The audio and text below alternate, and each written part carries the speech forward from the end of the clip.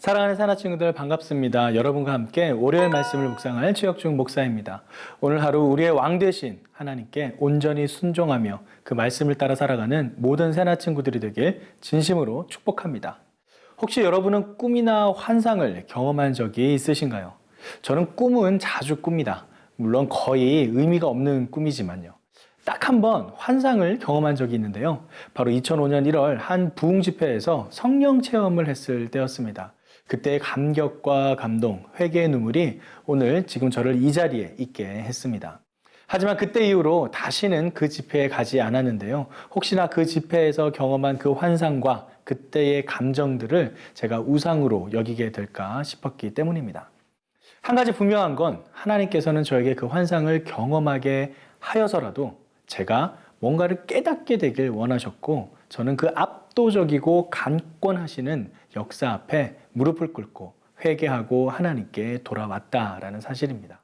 그렇게 하나님께서는 당신의 계획을 여러 가지 사인을 통해 우리 각자에게 보여주십니다. 때로는 환상으로, 때로는 말씀으로, 때로는 주위 환경과 지인들을 통해서 우리에게 사인을 보내주시죠. 오늘 본문에도 하나님의 사인을 받은 한 사람이 기록되어 있는데요. 바로 느부갓네살 왕입니다. 오늘 본문을 함께 살펴봅시다. 오늘의 주제는 이방 사람의 간증입니다. 오늘의 말씀은 다니엘 4장 1절에서 18절입니다. 느부갓네살 왕이 자기가 다스리는 온 세계에 사는 백성과 나라와 각기 다른 언어로 말하는 사람에게 이렇게 선포했습니다. 너희가 태평성대를 누리기를 바란다. 높고 높으신 하나님께서 내게 보여주신 표적과 기적을 기꺼이 드러내 알리려고 한다. 얼마나 위대한 표적인가, 얼마나 놀라운 기적인가. 그분의 나라는 영원하며 그분의 다스림은 대대로 계속될 것이다. 나 느부갓네살이 집에서 편히 쉬며 궁궐에서 잘 지내고 있는데 어떤 꿈을 꾸고 그 꿈 때문에 두려움에 쌓였다. 내 침대에 누워 생각하던 가운데 머리에 떠오른 환상으로 인해 마음이 답답하고 불편했다.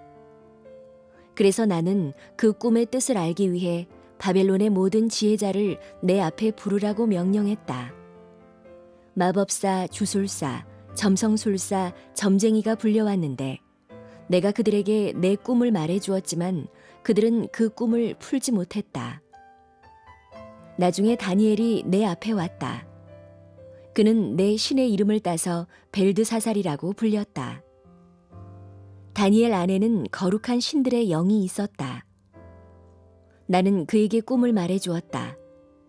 우두머리 마법사 벨드사살아, 네 안에는 거룩한 신들의 영이 있어서 아무리 숨겨있는 비밀이라도 네가 풀지 못할 어려운 것이 없음을 알고 있다.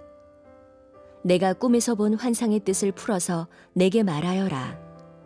내가 침대에 누워있을 때 내 머릿속에 나타난 환상은 이러하다.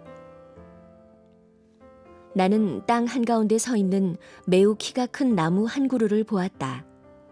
그 나무는 점점 자라서 강해지고 나무 꼭대기가 하늘에 닿고 땅끝에서도 잘 보였다. 느부갓네살 왕은 자신이 경험한 하나님의 계시를 사람들과 나누려고 합니다. 1, 2절 말씀입니다. 느부갓네살 왕이 자기가 다스리는 온 세계에 사는 백성과 나라와 각기 다른 언어로 말하는 사람에게 이렇게 선포했습니다. 너희가 태평성대를 누리기를 바란다. 높고 높으신 하나님께서 내게 보여주신 표적과 기적을 기꺼이 드러내 알리려고 한다. 우리가 어제 말씀에서 보았듯이 느부갓네살 왕은 이미 하나님의 놀라운 기적을 경험하였습니다. 하나님의 말씀에 따르고 순종하는 이들을 불구덩이에서도 건져내시는, 실로 살아 역사하시는 하나님을 경험했죠. 이제 그는 하나님이 자신에게 보여준 또 다른 꿈에 대해 이야기합니다. 그는 그가 꾼 꿈으로 인해 괴로워하죠. 4절 5절 말씀입니다. 나 느부갓네살이 집에서 편히 쉬며 궁궐에서 잘 지내고 있는데 어떤 꿈을 꾸고 그 꿈 때문에 두려움에 쌓였다.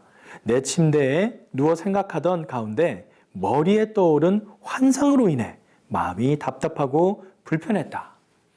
답답하고 불편한 마음에 바벨론 지역에 유명하다 싶은 모든 마법사, 점쟁이 등등을 다 부릅니다.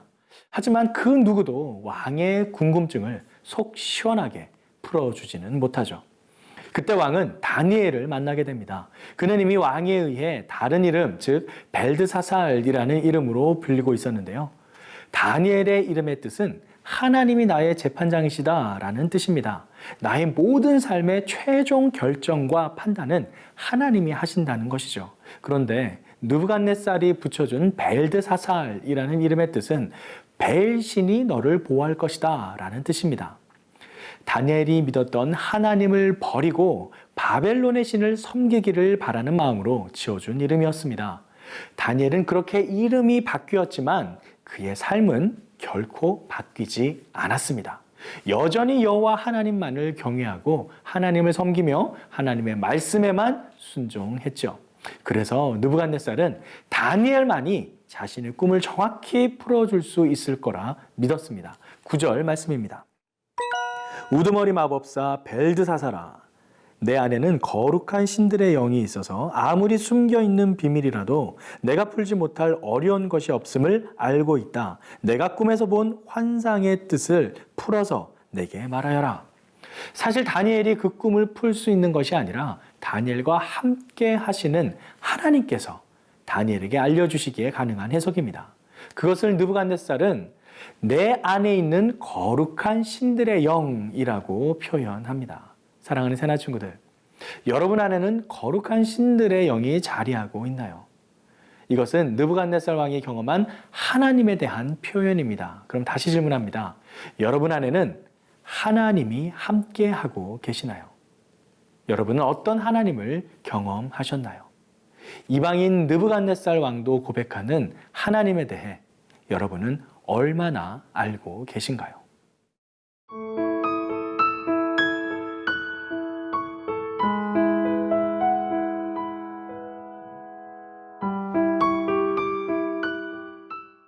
이제 느부갓네살 왕은 자신이 꾸었던 꿈을 하나하나 이야기하기 시작합니다. 10절, 11절 말씀입니다.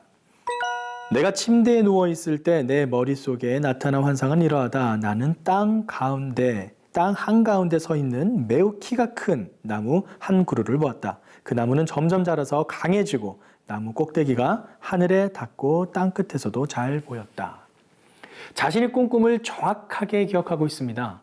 여러분은 어떠세요? 꾸었던 꿈을 정확히 기억한 적이 있으신가요? 저는 꿈을 기억하기 위해 한 번은 밤에 잠을 자기 전에 머리맡에 종이와 펜을 두고 잔 적도 있습니다.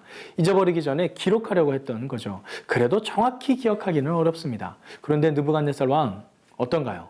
자신의 꾼 꿈을 정확하게 기억하고 있습니다. 그리고 14절부터의 기록을 보면 감시자가 큰 소리로 했던 말을 다 기억하고 있습니다. 이것은 분명 하나님께서 이 왕에게 깨달음을 주기 위해서 하나님께서 왕으로 하여금 기억하게 하신 것입니다. 그리고 왕은 이 꿈이 거룩한 신들의 영이 있는 다니엘만이 해석할 수 있다고 생각한 것이죠. 사랑하는 새나 친구들, 하나님께서는 이루시고자 하는 일은 반드시 이루시고 어떻게든 작정하신 하나님의 계획은 포기하지 않으시고 성취하십니다. 이방인 왕에게 꿈과 환상을 보여주시면서까지 하나님은 당신의 역사를 이루어 가신다는 사실입니다.